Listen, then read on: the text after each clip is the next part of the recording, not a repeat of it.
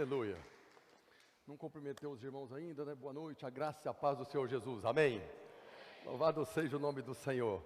É uma alegria estar aqui com os irmãos mais uma vez. Eu queria compartilhar com os irmãos uma mensagem que eu já passei nos grupos aí. Se você não recebeu, você pode pedir para os irmãos e eles vão passar para você. O tema da mensagem é a graça do julgamento.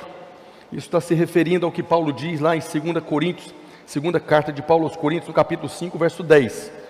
Esse versículo diz, Paulo falando, porque importa que todos nós compareçamos perante o tribunal de Cristo, para que cada um receba segundo o bem ou mal que tiver feito por meio do corpo. Paulo está fazendo uma afirmação aqui, que muitos irmãos que creem na graça não compreendem. Ele está afirmando aqui que todos nós, ele está falando isso para a igreja, ele não está falando do mundo. O mundo vai passar por um tribunal também, mas não é o tribunal de Cristo. O tribunal de Cristo é só para os crentes.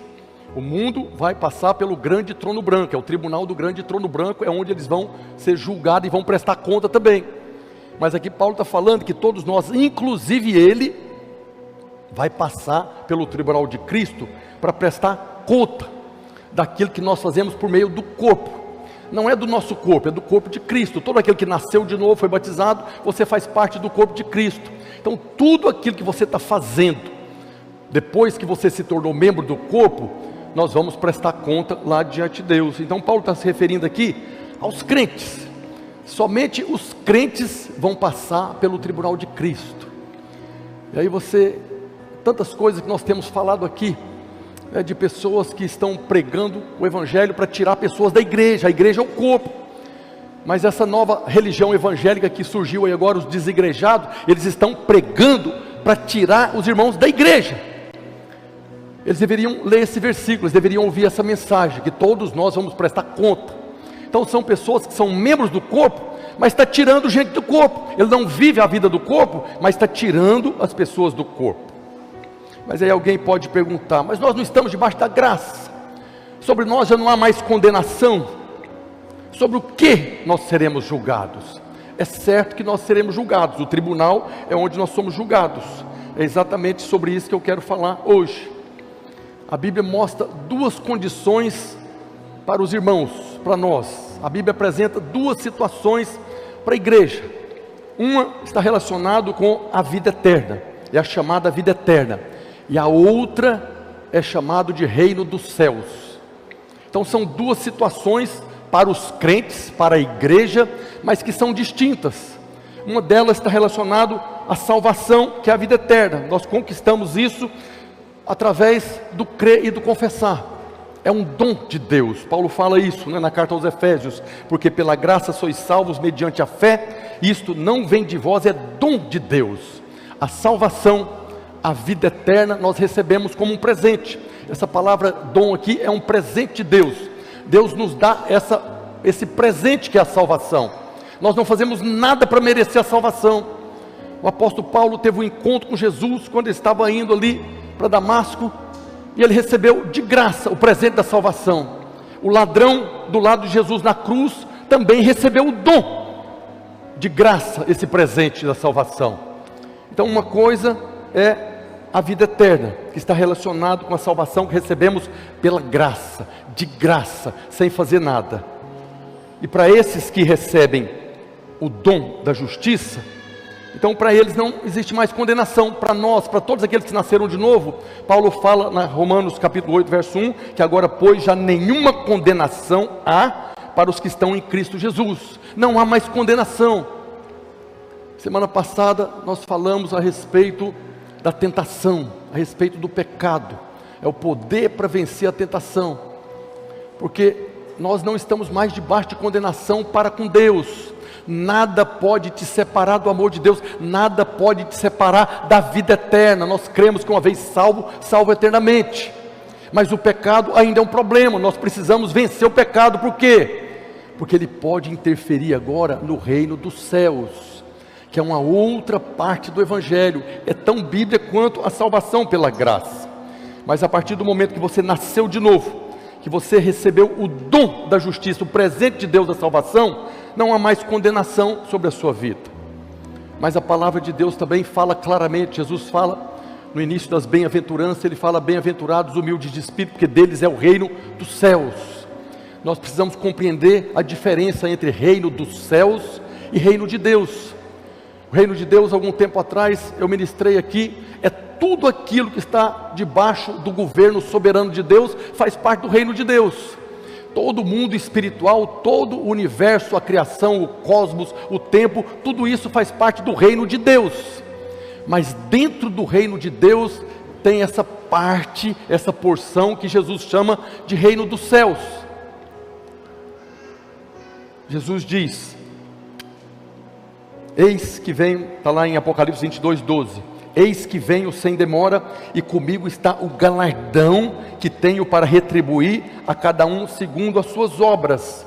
Jesus também está falando para os filhos, está falando para os crentes. Então o reino dos céus está relacionado aos vencedores. Reino dos céus é quando os vencedores receberão a sua recompensa, que é reinar com Jesus durante o milênio. Então haverá 1000 anos, esses 1000 anos, que é o ano milenar, que é o milênio, que Jesus estará aqui na terra reinando. Ele pessoalmente estará aqui. Quando nós clamamos: Maranata, vem Senhor Jesus, nós estamos clamando para que Ele venha reinar aqui na terra.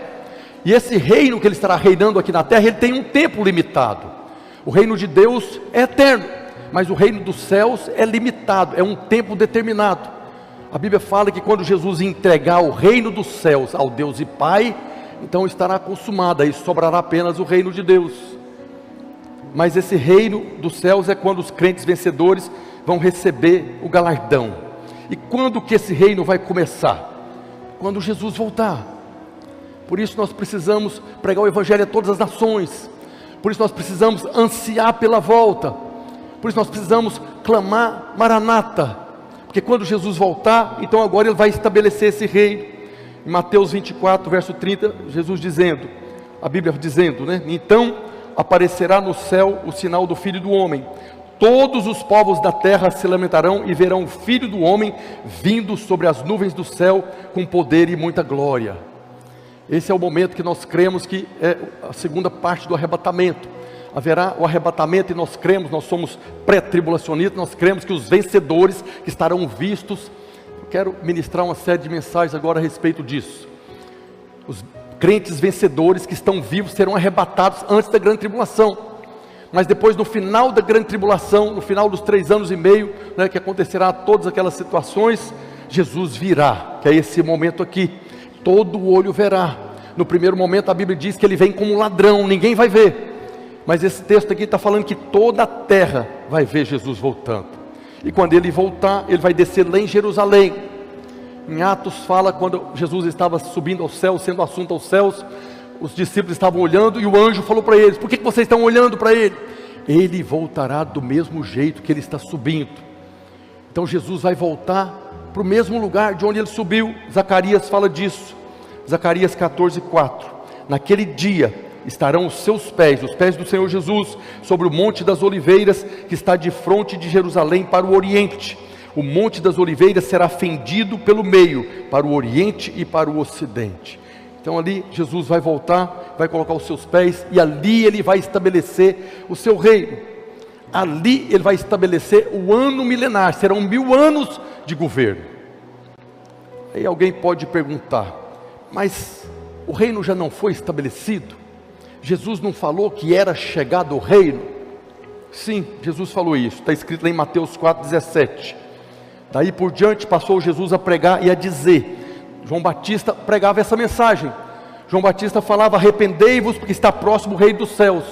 Mas depois que Jesus recebeu a unção de João Batista, a unção de sacerdote, teve do céu confirmado que ele era o filho amado, ele começou a pregar. E a primeira mensagem que Jesus pregou foi: arrependei-vos, porque está próximo o reino dos céus. Essa foi a primeira mensagem dele. Ele estava anunciando agora esse reino que seria estabelecido. E por que ele disse isso? Porque ele era o rei. Jesus era o rei que veio aqui na terra. E quando o rei chega, o reino chega. Quando Jesus estava aqui na terra, o reino de Deus estava aqui na terra, porque Ele era o rei, Ele estava reinando. Mas para que o reino fosse efetivamente estabelecido aqui na terra, ele diz que as pessoas precisavam se arrepender. Para que o reino chegasse, as pessoas precisavam se arrepender. Ele diz: arrependei-vos que é chegado o reino. Agora, esse arrependimento é mudança de mente, é o metanoia que nós sempre falamos aqui. A palavra ali, quando Jesus fala arrependei-vos, é metanoia. E metanoia significa mude a sua mente. Mude a sua mente a respeito de mim. Jesus estava falando para eles: mude a sua maneira de pensar a respeito de mim. Para que o reino fosse estabelecido, as pessoas precisavam mudar a mente, precisavam reconhecer Jesus como rei, as pessoas precisavam recebê-lo como rei. O rei estava aqui na terra. Agora, para que o reino fosse estabelecido, precisava com que as pessoas o recebessem. Mas nós sabemos que eles não receberam Jesus, e eles não receberam o rei, por isso o reino foi adiado. Eles não receberam, eles não mudaram a maneira de pensar. Em vez de receber Jesus como rei, o que eles fizeram? Mataram o rei da glória. Não aceitaram, não receberam. Por isso o reino que Jesus veio estabelecer foi adiado, protelou.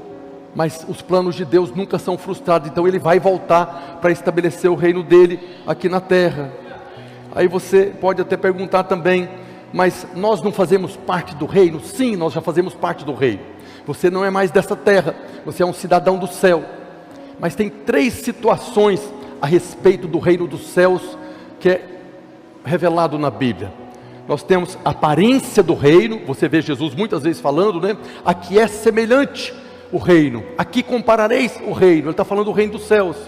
Então nós temos a aparência do reino, nós temos a realidade do reino hoje, e temos também a manifestação do reino. Então essas 3 situações do reino, nós precisamos conhecer, para que você possa viver conforme aquilo que está determinado para o nosso tempo. A primeira coisa é a aparência do reino. A aparência do reino é tudo aquilo que está relacionado à igreja. Esses 2000 anos de igreja, tudo aquilo que está relacionado a esses 2000 anos de igreja, então faz parte da aparência do reino. E Jesus falou várias vezes. Às vezes Jesus fala que a aparência do reino, ele conta ali uma parábola, nós vamos ler algumas aqui, que tem aparência, mas não é. E tem outras circunstâncias que ele fala também, que é a aparência do reino, que é a realidade do reino. Então nós vemos Jesus falando, por exemplo, lá em Mateus capítulo 13, todas as parábolas do Evangelho de Mateus capítulo 13 fala dessa aparência do reino.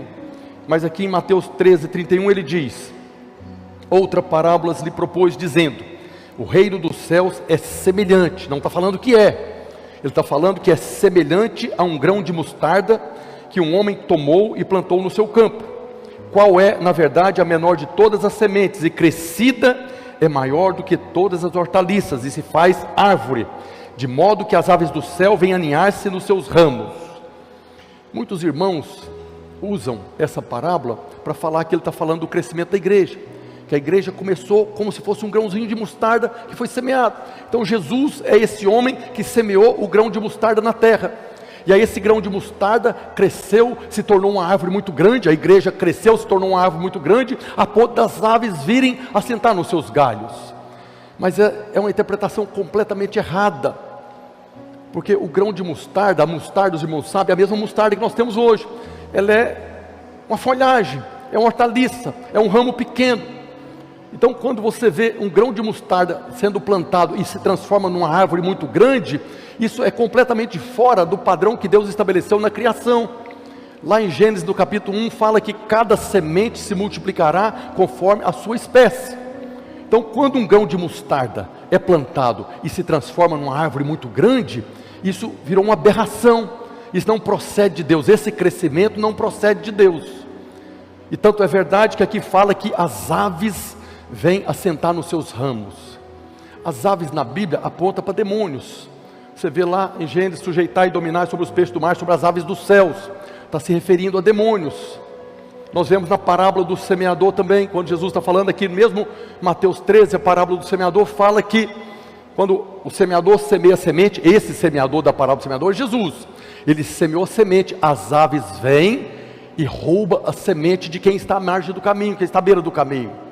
Então essas aves aqui são demônios. Então não pode ser o crescimento da igreja. O crescimento da igreja não é algo que vai contra aquilo que Deus estabeleceu, que cada semente vai produzir conforme a sua espécie. Uma semente de mostarda vai produzir mostarda. E quando as aves vêm, demônios não podem estar assentados nos ramos da videira. Jesus e a videira, nós somos os ramos. Se tem demônios assentados nessa árvore, então não procede de Deus. Mas ele continua falando. Disse-lhes outra parábola: o reino dos céus é semelhante ao fermento que uma mulher tomou e escondeu em 3 medidas de farinha, até ficar tudo levedado. Essa parábola também é muito usada. Na verdade, a interpretação natural dessa parábola também está falando do crescimento da igreja. Você pega um pouco de farinha e você coloca o fermento vai trabalhando naquela ali, ela vai crescendo, até que se tornou a igreja gloriosa do Senhor. Mas o fermento, em todas as menções dele na Bíblia, aí quando você vai lá fazer uma exegese, todas as menções do fermento é negativa.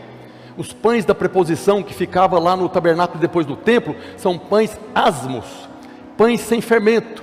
Você vê Jesus falando, cuidado com o fermento dos fariseus. Toda menção de fermento na Bíblia é negativa.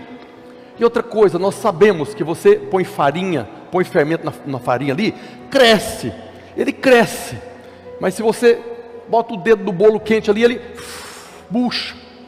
Então não é um crescimento real. Então essa parábola também não está falando de crescimento da igreja, pelo contrário, está falando de algo negativo, que até aparece. Ele está falando que é semelhante ao reino, semelhante à igreja, mas não é a igreja do Senhor, não é a igreja que ele está edificando. Essas duas parábolas aqui nós podemos entender quando no século IV, quando o imperador romano Constantino aparentemente converteu. Até a conversão dele, todo mundo que era cristão era perseguido e morto no Império Romano. Mas a partir da conversão do imperador, ele foi que criou essas igrejas, né, esses prédios muito grandes, os templos, chamados templos. A partir da conversão dele, quem não era cristão e quem não ia para a igreja é que era perseguido e morto. Então o que aconteceu quando o imperador converteu? Todo mundo foi para a igreja, cresceu muito, como o grão de mostarda que se tornou uma árvore muito grande, como o fermento que trabalhou na farinha se tornou muito grande. Mas a igreja estava cheia de pessoas que não eram nascidas de novo, estava cheia de pessoas que estavam ali por outros propósitos. A igreja passou a ser governada por ímpios. Foi quando as aves do céu vieram e assentaram nessa árvore, que tinha muito tamanho, mas não tinha nada de Deus. Então Jesus está falando, aqui é semelhante, ele está falando da aparência do reino dos céus, que não tem realidade. Depois nós temos a realidade do reino. Primeiro é a aparência do reino, mas nós temos a realidade do reino. E nós vemos lá em Lucas capítulo 17, verso 20, Jesus falando, né? Interrogado pelos fariseus sobre quando viria o reino de Deus, Jesus lhes respondeu: não vem o reino de Deus com visível aparência, nem dirão, ei-lo aqui, ou lá está, porque o reino de Deus está dentro de vós. Então a realidade do reino de Deus hoje é dentro, não está do lado de fora. Você não vai ver agora do lado de fora, não tem expressão do lado de fora. Jesus está falando que o reino de Deus hoje está dentro dos filhos. E por que ele está falando que está dentro? Porque o rei veio habitar dentro dos filhos. O rei Jesus habita dentro de cada um daqueles que nasceram de novo. Não é daqueles que foram para a igreja, não é daqueles que vêm na igreja, não é daqueles que frequentam cultos. O reino de Deus está dentro daqueles que nasceram de novo. Então a realidade do reino hoje é dentro. E por quê? Porque hoje nós podemos reinar em vida. Cada um daqueles que nasceram de novo, você já pode reinar em vida em o nome do Senhor. Nós vemos Paulo falando em Romanos 5,17, se pela ofensa de um, e por meio de um só reinou a morte, muito mais os que recebem a abundância da graça e o dom da justiça reinarão em vida por meio de um só, a saber, Jesus Cristo. Quando Jesus estava aqui na terra, ele era o rei e ele estava aqui manifestando o reino. Mas quando ele subiu, o Espírito veio habitar dentro dos filhos. Agora a igreja, os filhos estão aqui para reinar no nome do Senhor. Quando você está orando por um enfermo, quando você está pregando o evangelho, quando você está expulsando demônios, você está manifestando o reino. Você está agora fazendo com que o reino avance aqui na terra. Então o reino hoje é uma realidade. O reino não virá. O reino não é só aparência, é uma realidade, mas é uma realidade através dos filhos de Deus, através daqueles que têm a revelação da abundância da graça e são ousados em Deus, que têm a revelação do dom da justiça, que você já foi justificado e nada pode te roubar mais, daqueles que receberam a vida eterna como um dom e estão vivendo agora livre de toda acusação, porque infelizmente a maioria dos irmãos no mundo ainda estão debaixo de condenação, por causa dos atos pecaminosos, e não tem a revelação do dom da justiça, nem da abundância da graça, não estão reinando. Muitos irmãos não têm coragem de expulsar um demônio, por quê? Porque ele não tem a revelação da graça que foi concedida para ele não tem a revelação do poder do sangue que perdoou todos os pecados, e ele não tem a revelação do dom da justiça. A justiça não foi conquistada, não é por merecimento, foi um dom, foi um presente. Mas existem aqueles que têm a revelação. Existem os irmãos, e nós estamos aqui para edificar uma igreja de vencedores. Vencedores são aqueles que sabem que o reino de Deus está dentro, e você abre a boca agora para comandar contra o império das trevas, para reinar nesse mundo caído. Por isso que eu falo sempre aos irmãos, vá para o encontro, você vai ser incendiado, você vai ser renovado. Todo domingo nós somos ministrados aqui, nós recebemos uma medida de glória, mas quando você separa sexta, sábado e domingo para fazer parte desse ambiente, você sai dali cuspindo fogo, você sai dali incendiado, incendiando quem está da sua volta. Quem esteve na reunião de célula essa semana, que houve os testemunhos, e foram muitos, a própria reunião de célula te contamina com esse fogo de glória. Precisamos avançar como igreja que está edificando a igreja de vencedores. Nós precisamos que cada membro seja um ministro, cada casa uma extensão da igreja. Precisamos multiplicar células, precisamos de mais líderes, precisamos de mais anfitriões para receber a célula. Cada líder de célula, ele está ali agora ministrando, reinando. Cada irmão que recebe a igreja na sua casa, tem uma célula ali, ele está reinando. Mas esse reino está dentro. Então essa é a realidade, mas vai chegar um dia que o próprio Jesus estará aqui na terra. Tem muitos irmãos que acreditam que isso é apenas alegórico, né? Porque hoje o reino já está estabelecido. Não está. Haverá o dia que vai se manifestar o reino, que é a manifestação do reino, e nesse tempo será quando os vencedores estarão reinando com Cristo. Quem são os vencedores? Quem que vai reinar com Cristo no milênio? Quem está reinando hoje. Se você está reinando hoje, porque você sabe que o reino habita dentro de você, se você está reinando hoje, porque você tem a revelação da abundância da graça e o dom da justiça, você vai reinar com ele no milênio. Mas tem irmão que está esperando Jesus voltar. Quando ele voltar, aí nós vamos lá, aí nós vamos dentro. Eu quero ministrar nas próximas semanas a respeito das parábolas das virgens. As virgens tinham um grupo que estava reinando, estava cheio do azeite, mas tinha um grupo que estava ali esperando o noivo. Está até esperando o noivo, mas não tinha azeite, não estava reinando. De repente o noivo veio. Quando o noivo chegou, elas não tinham azeite sobrando. As 5 que tinham entraram para as bodas, as outras ficaram de fora. Por quê? Porque não estão reinando. São filhos amados, receberam graça, receberam o dom da justiça, mas estão passivos.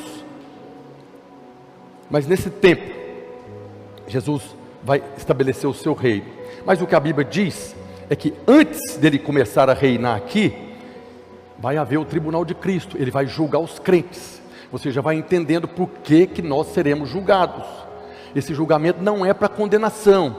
É por isso que é mencionado o tribunal de Cristo, o tribunal do Messias, tribunal do Salvador. Então nesse tribunal aqui não vai ser julgado salvação, vida eterna, porque a vida eterna nós recebemos como um dom, como um presente de Deus. Só vai comparecer nesse tribunal quem recebeu o dom da justiça. Esse é o julgamento que vai definir a recompensa, o galardão que cada um realizou por meio do corpo. Mas pode também haver repreensão. A vontade de Deus nunca é repreender, a vontade de um pai nunca é corrigir o filho, nunca é açoitar o filho. A vontade de Deus é recompensar os filhos. A vontade de Deus é que todos os filhos recebam o galardão, e todos os filhos de todas as épocas, de todas as nações, possam estar reinando ali no milênio com ele. Mas vai haver o tribunal, e no tribunal cada um vai ser julgado conforme as suas obras. Então nós cremos O apóstolo Paulo, ele mesmo teve a revelação, a coroa da justiça está me proposta. Então o apóstolo Paulo é um que nós sabemos, porque Deus falou para ele, o Espírito Santo revelou a ele, está revelado nas Escrituras, que ele já tem uma coroa pronta. Tem muitos irmãos que têm uma coroa pronta, mas o ladrão da cruz não tem coroa nenhuma para ele. Ele recebeu o dom da justiça, a abundância da graça, mas morreu. Então ele não fez nada por meio do corpo. E Deus é justo, Deus não vai tratar o apóstolo Paulo da mesma maneira que ele vai tratar o ladrão da cruz. Os dois foram salvos, os dois receberam a vida eterna, sim ou não? Ladrão da cruz recebeu a vida eterna? Recebeu. Ele recebeu o dom da justiça, a abundância da graça, mas não teve tempo de ele fazer com que a graça se multiplicasse na vida dele. Então o ladrão da cruz, eu creio, é a minha opinião pessoal, de que ele já está pegando o boi de participar do tribunal de Cristo. Ele estava determinado até aquele momento para o grande trono branco, que é o julgamento dos ímpios. Mas eu acho que ele vai chegar ali dando glória, né? Porque eu já estou aqui, né? Mesmo que eu seja disciplinado, aleluia, eu vou ser disciplinado pelo meu Pai, não pelo juiz. Nosso Deus vai julgar no tribunal de Cristo, Pai. Mas o grande trono branco, quem vai julgar é o juiz. Aqui quem vai julgar no tribunal de Cristo não é o juiz, é um Pai que vai trazer a recompensa, o galardão para os filhos. Então, nesse tribunal de Cristo, vai ser determinado aqueles que vão reinar com o Senhor, porque a recompensa é o rei, a recompensa é os 1000 anos. Mas aí alguém pode perguntar, mas não é tudo pela graça? Sim, principalmente nesse tribunal aqui, nós vamos ver que vai haver muita graça nesse julgamento.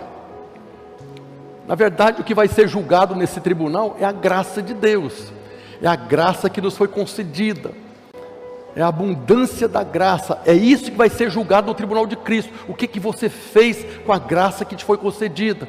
O que você fez com os talentos que foi concedido? Tem a parábola dos talentos. Um recebeu 5, o outro 2, o outro 1. O de 5, de 2 vai receber recompensa. O de 1 que enterrou o talento não tem recompensa. Vai haver disciplina. Então no tribunal de Cristo vai ser determinada recompensa e disciplina também. Mas é nesse momento que vai ser julgado o que nós fizemos com a graça que nos foi concedida. Por isso o tema dessa mensagem, a graça do julgamento. E nós vemos na oração do Pai Nosso, Jesus dando um padrão. A oração do Pai Nosso é algo extraordinário, porque foi o próprio Jesus. Jesus era o rei que estava aqui na terra. Lembra que Jesus veio como rei. Então o rei estava ali ensinando uma oração. Mas Jesus também era Deus. Então a oração do Pai Nosso é a oração que Deus nos ensinou, que o Senhor nos ensinou. E quando você tem na Bíblia uma oração que o próprio Deus ensinou, nós deveríamos valorizar muito ela. Nós deveríamos ter maior atenção por essa oração, porque foi o próprio Deus que nos ensinou. E Ele nos ensinou uma oração que Ele está te mostrando os parâmetros pelo qual Ele vai te responder a oração. Porque tem muitas orações que são respondidas e tem orações que não são respondidas. Uma das coisas é você está orando não de conformidade com a vontade de Deus. Mas Jesus era o próprio Deus agora nos ensinando a orar. E a oração está lá em Mateus 6, a partir do verso 9, está escrito, Jesus falando: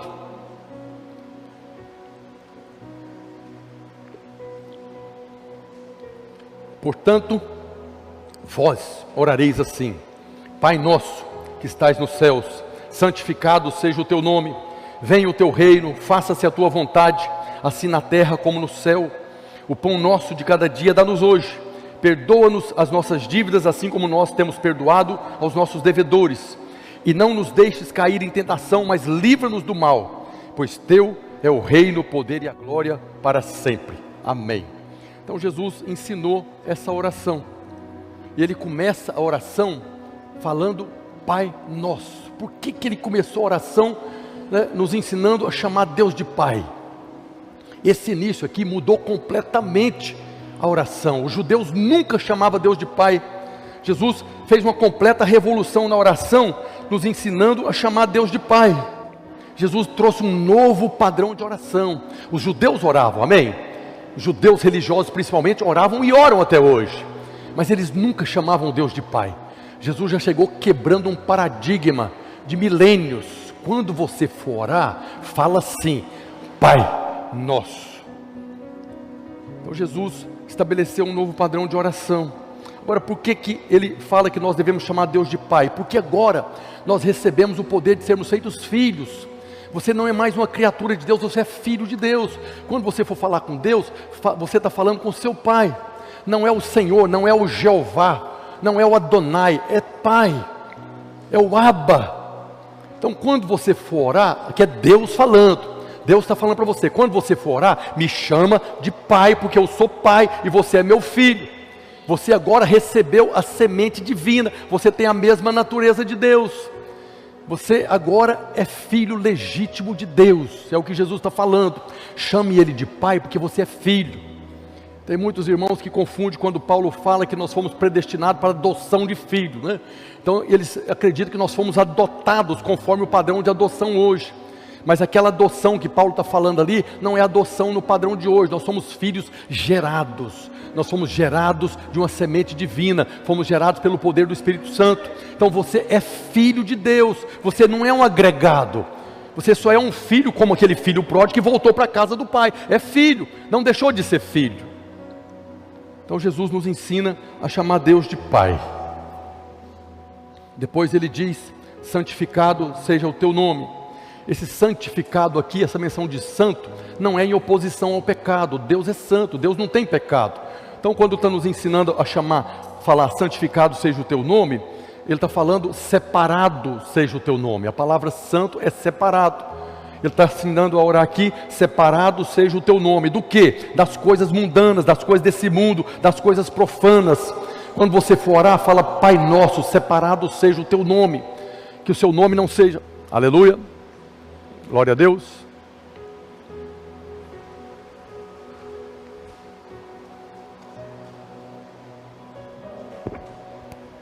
Aleluia. Então ele está falando aqui que o nome de Deus não seja misturado com nada, nem com ninguém. Quando nós misturamos o nome de Deus com outras coisas, nós estamos usando o nome do Senhor Deus em vão. Nós precisamos ter cuidado para não colocar o nome de Deus no meio das coisas desse mundo, ainda coisas que não são pecaminosas, mas santificado seja o teu nome, separado seja o teu nome. Não se mistura o nome de Deus com nada. Mas santificado seja o teu nome também significa pedir a manifestação dos nomes redentivos de Deus na minha vida. Santificado seja o teu nome, Jeová Rafá, na minha vida. Santificado seja o teu nome, o Senhor é a minha cura. Santificado seja o teu nome, Jeová Shalom, na minha vida. Santificado seja o teu nome, o Senhor é a minha paz. Aquilo que você precisa na sua vida, você vai orar, você tem alguma necessidade, santifica o nome de Deus. Se você está debaixo de acusação por causa de alguma coisa que você fez, santificado seja o teu nome, Jeová Tsiqueno, o Senhor é a minha justiça. Então nós devemos santificar também esses nomes redentivos de Deus na nossa vida. E quando nós fazemos isso, nós estamos nos apropriando daquilo que nós já recebemos por herança. Santificar o nome de Deus na sua vida é receber o que já te foi dado por herança. Na sequência ele diz, venha o teu reino. Por que Deus está nos ensinando a orar? Venha o teu reino, porque o reino não veio ainda, o reino ainda não foi estabelecido, o reino não se manifestou. Então quando você ora para o reino vir, você está orando para o rei voltar, porque é o rei que vai trazer o reino, é o rei que vai fazer agora, estabelecer o reino dele aqui na terra. Então essa oração do Pai Nosso não é para fazer como os católicos, né, que faz uma reza, mas são princípios para uma oração poderosa e gloriosa. Quando nós estamos orando, venha o teu reino, você está falando, Maranata, vem Senhor Jesus, venha o teu reino aqui na terra. Por quê? Porque o teu reino vai trazer paz e justiça aqui na terra. Venha o teu governo. Então devemos orar, venha o teu reino. Depois Jesus fala, faça-se a tua vontade, aqui na terra como no céu.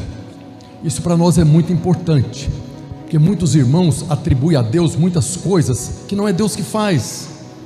Nem tudo que acontece aqui na terra, na sua vida, na sua família, na sua vida financeira, é vontade de Deus. Nem tudo que acontece aqui é da vontade de Deus, né? O grande problema dessa pandemia aí no mundo é que muitos irmãos tomou essa pandemia como Deus mandando juízo. Os crentes estavam agora clamando para Deus tirar a mão pesada de cima deles. não reconheceram que isso é obra do diabo, nem tudo. Por isso Jesus está nos ensinando: você vai pedir ao seu Pai para que a vontade dele seja feita na sua vida, na sua casa, na sua família, na igreja, no seu país. Seja feita a sua vontade no Brasil, seja feita a sua vontade em Manaus. Essa é uma oração que nós devíamos fazer todos os dias. Senhor, eu estou saindo para trabalhar, que seja feita a sua vontade na minha vida, no meu trabalho, onde eu estiver, que seja apenas, exclusivamente a sua vontade, que nenhuma vontade de outro, nem a minha, nem do diabo, nem de ninguém se manifeste na minha vida, mas que seja feita a sua vontade. Tem muita coisa que é obra do diabo. Infelizmente tem muitos irmãos que falam como consolo. Às vezes acontece uma tragédia na vida de um irmão, e o irmão não tem o que falar, chega e fala: foi feita a vontade de Deus, dá um tapinha nas costas. Então tem coisas que não é a vontade de Deus. A doença não é vontade de Deus, a miséria não é vontade de Deus, a condenação e a morte não é a vontade de Deus, porque se isso fosse a vontade de Deus, Jesus não teria levado isso lá na cruz. Jesus levou a maldição da morte, da enfermidade, da miséria. Então se Jesus já pagou por isso lá, agora Deus está fazendo isso de novo? Não está, não é a vontade de Deus. Jesus veio para trazer vida em abundância. Tudo que está fora de vida em abundância não procede do Pai. Tudo que está fora da vida em abundância na sua vida, na sua casa, na sua família, na vida da igreja, está fora, é do diabo.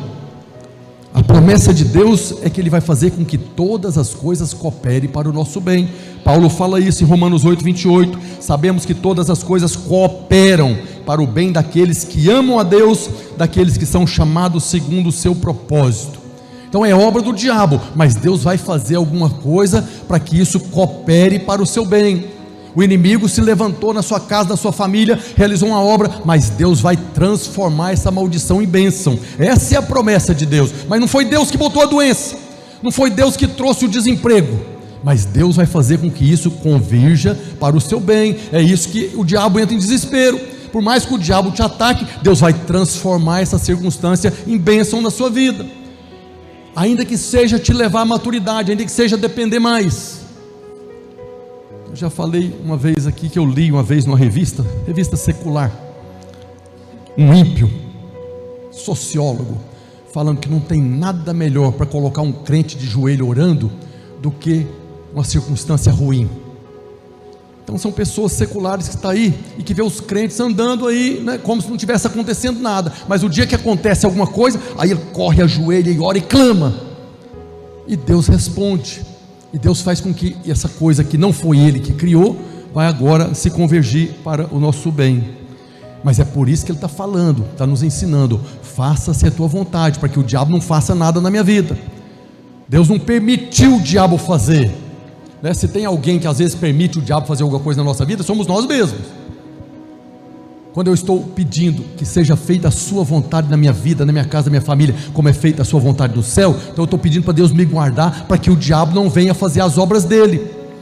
Então eu já sou abençoado, eu não preciso que depois Deus venha criar uma circunstância para converter aquilo em bênção.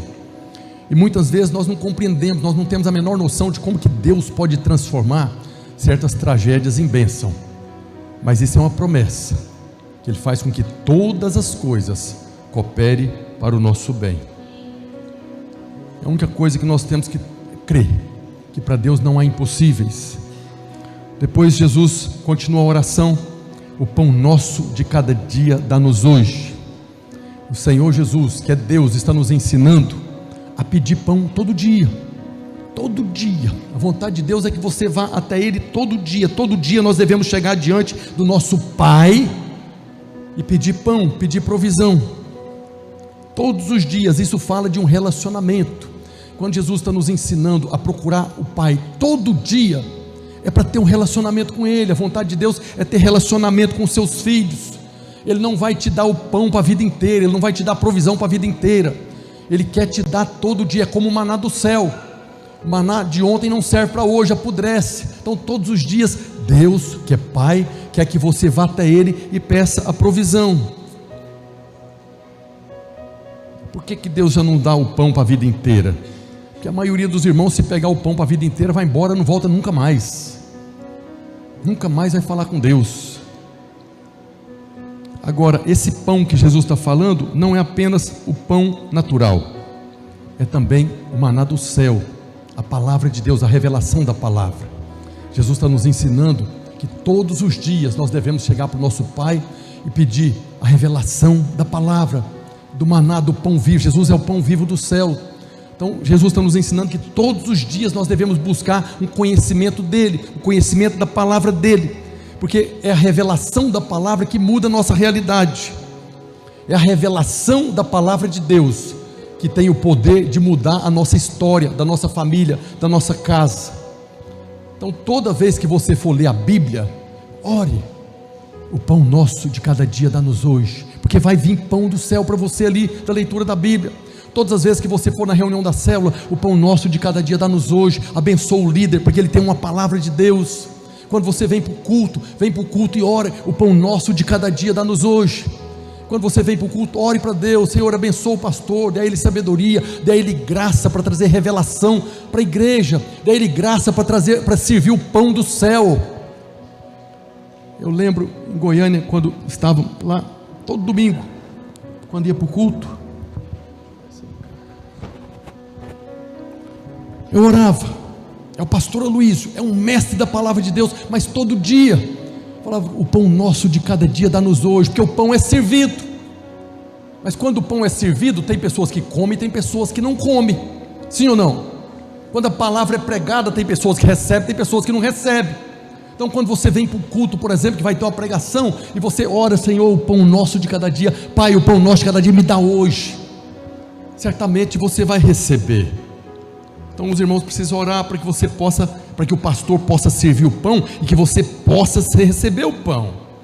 Porque tem alguns irmãos que têm uma atitude muito estranha. Tem irmãos que vêm para o culto para avaliar a pregação do pastor. Não é avaliar a revelação. A revelação você tem que avaliar mesmo, tem que ser como os bereanos, né? Que checava nas escrituras, né? A gente projeta os versículos aqui para você ver que nós estamos falando o que está escrito nas escrituras. Então esse tipo de avaliação é boa. Mas o que tem alguns irmãos fazem é que eles vêm para avaliar o que o pastor vai pregar. Se o pastor vai falar de um tema que eles acham que o pastor deveria pregar, eles recebem o pão nosso de cada dia. Mas se eles chegam aqui, a mensagem não é em relação ao assunto que eles acham que o pastor deveria pregar, eles não recebem.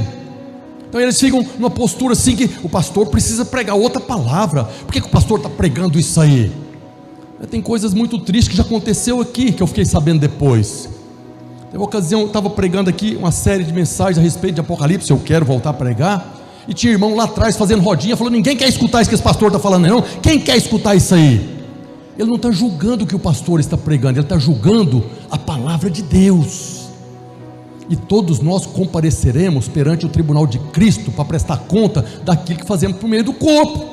Então alguém que está questionando, não estou falando questionar o pastor não, questionando a palavra de Deus, independente do tema que for, vai prestar conta. Nós estamos debaixo da graça, irmão. Isso aqui não anula a graça de Deus, pelo contrário, Deus te concedeu graça de você ter o pão nosso de cada dia, todos os dias, de você ter a revelação da palavra todos os dias. Mas nós temos que ter uma postura correta e deixar cada um fazer o seu ofício. Porque tem irmãos que quer governar o que o pastor vai pregar.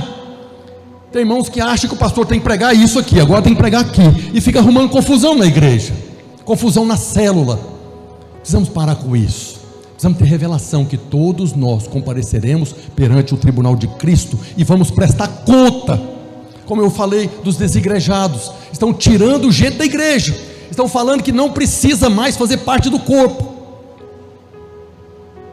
Estou aqui para produzir condenação não, o que eu estou falando é palavra de Deus para gerar revelação, para que você seja guardado dessas pessoas. Quando Jesus está falando, o pão nosso de cada dia dá-nos hoje, Ele está falando de fome. Ele poderia falar: Pai nosso, o pão nosso de cada dia dá-nos hoje, porque eu estou com fome, eu estou faminto, eu quero mais do maná do céu. Quem tem fome, come. Quem fica avaliando a comida para ver se é essa que eu queria comer hoje, não come, não recebe. Quem tem fome vai comer todo dia o pão nosso. Quem não tem fome não vai comer. Quem fica escolhendo para saber se isso eu como ou não, não vai comer o pão todo dia. Amém? Depois Jesus continua: perdoa-nos as nossas dívidas, assim como nós temos perdoado os nossos devedores. Essa é a parte que eu quero me deter, porque está relacionado com a mensagem de hoje. Lembra que nós estamos falando do tribunal de Cristo, estamos falando do julgamento dos crentes. O Senhor Jesus está nos ensinando aqui a orar uma verdade espiritual. É Deus nos ensinando a orar uma verdade espiritual. Perdoa as nossas dívidas, assim como nós temos perdoado os nossos devedores. A primeira revelação que eu tive na minha vida da palavra de Deus, eu nem era convertido, eu era católico, né? Então lá os católicos nós rezamos o Pai Nosso, rezamos as orações lá. E eu sempre rezava, né? Porque foi ensinado a rezar o Pai Nosso e as Ave Marias lá. E eu estava rezando o Pai Nosso um dia, eu acho que eu já estava no processo de conversão. E de repente eu cheguei nessa parte: perdoa as minhas ofensas como eu tenho perdoado quem tem nos ofendido, né? Eu era uma pessoa que não perdoava ninguém, mas ninguém mesmo. Se falhasse comigo já era, não tinha perdão. Por quê? Porque eu era maravilhoso, eu não fazia nada de errado com ninguém. Então se falhasse comigo, não tinha perdão. E de repente eu estou lá rezando: perdoa as minhas dívidas como eu tenho perdoado os meus devedores. Luz, revelação. O que eu estou falando aqui com Deus? Eu não perdoo ninguém, então eu estou falando para Deus não me perdoar. Eu estou pedindo para Deus me perdoar do jeito que eu perdoo os outros. Eu não perdoo ninguém, então eu estou falando para Ele para não me perdoar. Essa foi a primeira revelação que eu tive da palavra de Deus. Mas como eu não tinha nascido de novo, não houve transformação. Eu não perdoei ninguém, continuei sem perdoar. Mas pelo menos essa parte da oração eu nunca mais fiz. Amém? Era ímpio, mas não era burro, né? Então já enquanto eu não perdoo, eu não vou falar isso para Deus.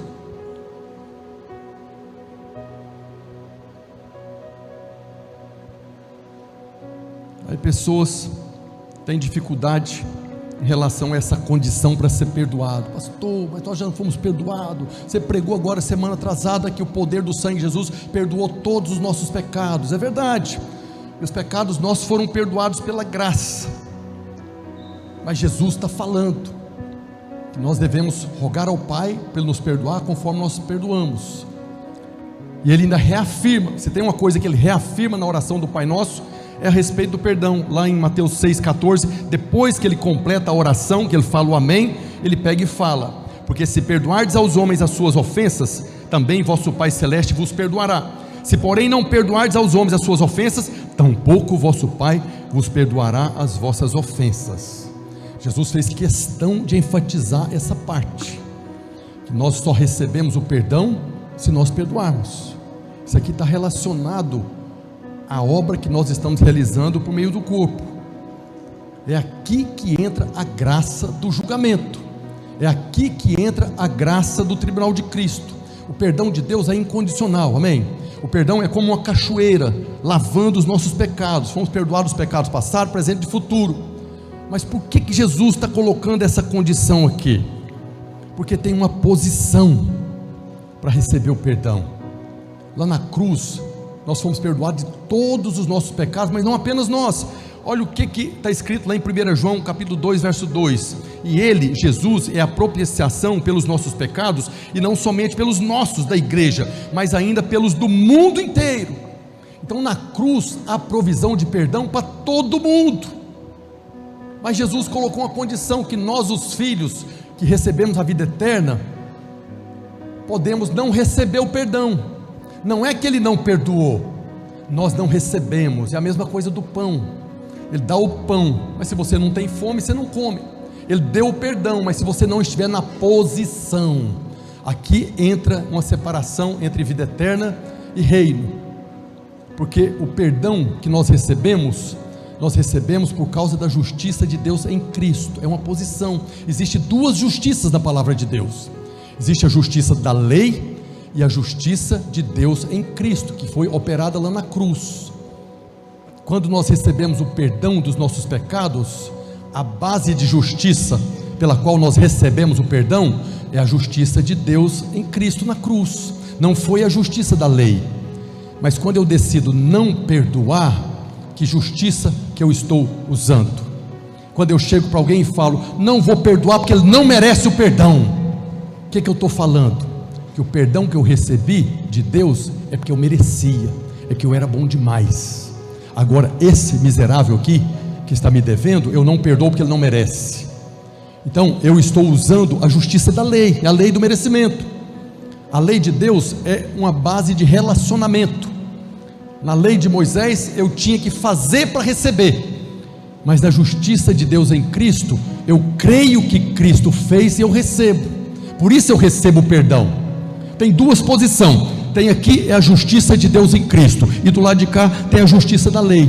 Para que eu receba o perdão, eu tenho que estar aqui na posição de receber pela justiça de Deus em Cristo. Mas se eu for julgar meu irmão baseado na lei, então eu vou receber também um julgamento baseado na lei. É aqui que entra o que nós vamos prestar conta no tribunal de Cristo. É aqui que nós vamos ser julgados. Com qual lei você está julgando? Com qual lei você está relacionando? Nós vemos em Mateus 7,2, ainda dentro do Sermão do Monte, Jesus falando: pois com o critério que julgardes, sereis julgados, e com a medida que tiverdes medido, vos medirão também. Jesus fala no início do Sermão do Monte, Mateus 5,7: bem-aventurados os misericordiosos. Por quê? Que receberão misericórdia. Então, com a medida que você mede, você vai ser medido. Não é que você é medido pelo Pai. No tribunal de Cristo, Deus vai nos julgar, mas vai julgar conforme aquilo que você viveu aqui. A graça te foi concedida para perdoar todo mundo. O amor de Deus é derramado no seu coração para você amar todo mundo, sim ou não? Nós amamos porque Ele nos amou primeiro. Então o amor dele é derramado no seu coração para você amar os seus inimigos. Não é só o irmão não, não é só o marido e a esposa não, que está cheio de marido e esposa aí magoado e não perdoa. Não perdoa, pastor, não foi a primeira vez que ele fez isso, é a segunda, é a terceira vez, não perdoa. Por quê? Porque ele não merece. Aí você está falando que você recebeu o perdão de Deus porque você merece. Então você vai ser julgado no tribunal de Cristo baseado na lei do merecimento. E aí lá no tribunal vai ser colocado diante do prumo, diante do padrão. Se for padrão Jesus, você vai ser abençoado, vai ser perdoado. Se não chegou no padrão Jesus, então o perdão vai ser anulado da sua vida. Não é que Deus não perdoa, está liberado o perdão. Agora, se você recebe perdão, perdoa. Se você recebe graça, seja gracioso. Se você recebe misericórdia, seja misericordioso. Tudo que eu estou falando aqui está relacionado à mensagem do Evangelho da Graça, porque Deus não está cobrando nada de ninguém aqui sem antes dar. Primeiro Ele te ama para depois você amar. Primeiro Ele te perdoa para depois você perdoar. Ele manifesta graça primeiro para você ser gracioso. Ele só está falando para você compartilhar o talento que Ele te deu. Ele só está falando que vai ter um tribunal para avaliar quantos talentos você multiplicou. Olha o que está escrito em Lucas 6, a partir do verso 36. Aqui é Jesus fazendo uma recomendação. Quer ser abençoado no tribunal de Cristo? Olha Jesus falando: sede misericordiosos, como também é misericordioso o vosso Pai. Nós recebemos misericórdia, sim ou não? Quem recebeu misericórdia, diga glória a Deus. Nós recebemos mais do que misericórdia, nós recebemos graça. Então ele está falando: sede misericordiosos, como é misericordioso vosso Pai. Não julgueis e não sereis julgados, não condeneis e não sereis condenados, perdoai e sereis perdoados, dai e dar-se-vos-á, boa medida, recalcada, sacudida, transbordante, generosamente vos darão, porque com a medida com que tiverdes medido, vos medirão também. O que Deus está falando aqui, que você recebeu misericórdia. Se você for misericordioso, Ele vai te dar no tribunal de Cristo uma medida de misericórdia, boa medida, recalcada, sacudida, transbordante, generosamente. Se você foi gracioso, você vai receber uma medida de graça, boa medida, recalcada, sacudida, transbordante. Se você perdoou, o perdão vai se manifestar para você no tribunal, numa boa medida, recalcada, sacudida, infinitamente mais. Aquilo que nós recebemos aqui, quando nós multiplicamos, há uma recompensa, numa medida recalcada, sacudida, transbordante, generosa da parte de Deus. Quando você tem revelação disso aqui, você tem que estar pronto para perdoar, pronto para ser gracioso, pronto para ser misericordioso, porque há algo muito grande para cada um de nós, lá no tribunal que será determinado. Mas tem pessoas que, por causa de picuinha, principalmente nos dias que nós vivemos, está contaminando a igreja, está contaminando os irmãos. É muito mimimi, não pode falar nada. O irmão está magoado e não perdoa. Se ele não vir aqui pedir perdão para mim de joelho, eu não perdoo. Vai ser assim que você vai ser julgado lá no tribunal. Não é que lá você vai ajoelhar e pedir perdão e vai ter perdão. Não, já passou do tempo. O tribunal vai ser julgado o que nós fazemos aqui. E lá vai ser concedido na mesma, uma medida muito maior. Então a graça que nós pregamos já há mais de 10 anos, não é apenas uma doutrina pela qual nós fomos salvos. Presta atenção no que eu estou falando. A graça que nos foi concedida, o dom da graça, a graça abundante, não é apenas a doutrina pela qual você vai testemunhar que você foi salvo pela graça, não. A graça de Deus é para ser um estilo de vida dos filhos de Deus. Nós devemos viver uma vida na graça, concedendo graça. Nós devemos dar de graça aquilo que nós recebemos pela graça. Se foi perdoado, perdoa. Se recebeu misericórdia, seja misericordioso. Se recebeu graça, seja gracioso. É um exercício. É um exercício. Se você não dá conta, clama para Deus: Senhor, eu quero ser gracioso, mas ainda tem coisas aqui em mim que eu não consigo. Eu quero perdoar, mas eu não consigo, me ajuda. Essa é uma oração poderosa que Jesus está nos ensinando aqui. Você escolhe como quer ser julgado no tribunal de Cristo, e é muita graça o juiz chegar para o réu e falar para ele: pode escolher com que justiça você quer ser julgado. Essa é a nossa condição hoje. O Senhor vai nos julgar lá no tribunal de Cristo. Deus vai nos julgar, o nosso Pai vai nos julgar. E é tão simples entender isso aqui. É como você tem 2 filhos, e eles arrumam aquela confusão, e briga, e põem culpa um no outro. Aí você chega como pai e começa a colocar ali cada coisa no seu lugar. Aquele que é pronto em abençoar o irmão, você vai abençoar. O outro que está ali dando birra, aquela coisa toda, você vai botar ele na disciplina. É isso que vai acontecer. O tribunal de Cristo é um pai que nos ama, que vai estar lá corrigindo o filho que precisa ser corrigido, e abençoando, dando galardão para o filho que fez a coisa certa. É muita graça podermos escolher qual justiça nós seremos julgados. Ele quer manifestar também no tribunal de Cristo misericórdia e graça, porque Ele é misericordioso e gracioso. A vontade de Deus é que todos recebam galardão. Mas infelizmente o próprio Jesus falou: muitos são chamados, mas poucos serão escolhidos. Que nós estejamos entre os poucos, amém? Eu quero encerrar, até convidar a banda para subir aqui agora. Está escrito lá em Lamentações capítulo 3, a partir do verso 22. Vamos testar aqui. As misericórdias do Senhor são a causa de não sermos consumidos, porque as suas misericórdias não têm fim, renovam-se a cada manhã, grande é a sua fidelidade. As misericórdias do Senhor não têm fim, a nossa também não pode ter fim. A graça do Senhor não tem fim, a nossa também não pode ter fim. O perdão de Deus não tem fim. O perdão pelo sangue é como que uma cachoeira, você vai pecando e o perdão vai sendo lavado pelo sangue. Da mesma maneira, nós devemos também conceder graça e perdão, amém? Quero convidar você a ficar de pé nessa hora.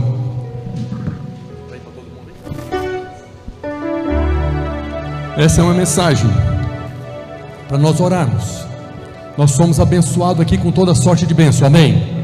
Nós precisamos transformar essa bênção na vida de outras pessoas. Nós estamos debaixo da bênção de Abraão. O que Deus falou para Abraão? Vou te abençoar, vou engrandecer seu nome, vou te fazer riquíssimo, ser tu uma bênção. Deus falou para Abraão: eu vou te conceder graça abundante. Seja você a bênção, seja você o abençoador com graça, seja você aquele que vai compartilhar dessa graça. Queria que você orasse nessa hora, para que Deus fizesse de você um vencedor, para que naquele dia você possa ouvir o chamado do Senhor: servo bom e fiel, entra no gozo do seu Senhor. Pai, no nome de Jesus, nós louvamos ao Senhor, ó Deus, pela tua palavra. O Senhor é o Deus que traz luz, revelação a respeito de todas as coisas. Temos compartilhado da graça e do favor abundante do Senhor na nossa vida, o favor imerecido, ó Deus, a cada domingo. Mas hoje o Senhor traz uma palavra ó Deus, de alerta, de advertência, de que nós prestaremos, ó Deus, conta ao Senhor por tudo aquilo que fazemos por meio do corpo de Cristo. E nós oramos hoje, ó Deus, para que a verdade dessa palavra entre no nosso coração, nos transforme, ó Deus, nos edifique, para que possamos naquele dia contemplar o Senhor, ó Deus, que estará ali nos abençoando, nos concedendo, como o Senhor mesmo disse: eis que venho sem demora e trago comigo o galardão, a recompensa por meio das obras para entregar a cada um. Nós oramos hoje, ó Deus, para que a verdade do reino se multiplique na nossa vida. Eu oro hoje, ó Deus, para que nós não andemos na aparência do reino, mas que possamos viver os nossos dias na verdadeira realidade do reino, ó Deus, reinando em vida, por meio da abundância da graça, por meio do dom da justiça. Eu oro para que cada um dos irmãos se levantem na sua posição, ó Deus, para reinar, para comandar contra o império das trevas, para estabelecer o teu reino, e muito mais ainda, para clamar: Maranata, vem Senhor Jesus, vem Senhor Jesus. Ensina-nos, edifica-nos, ó Deus, leva-nos, ó Deus, a estarmos vivendo como verdadeiros vencedores, pela qual o Senhor já nos concedeu graça. O Senhor já nos concedeu graça e nos chama de mais que vencedores. Que essa seja a nossa realidade. Essa é a minha oração, em nome de Jesus. Diga amém, diga glória a Deus.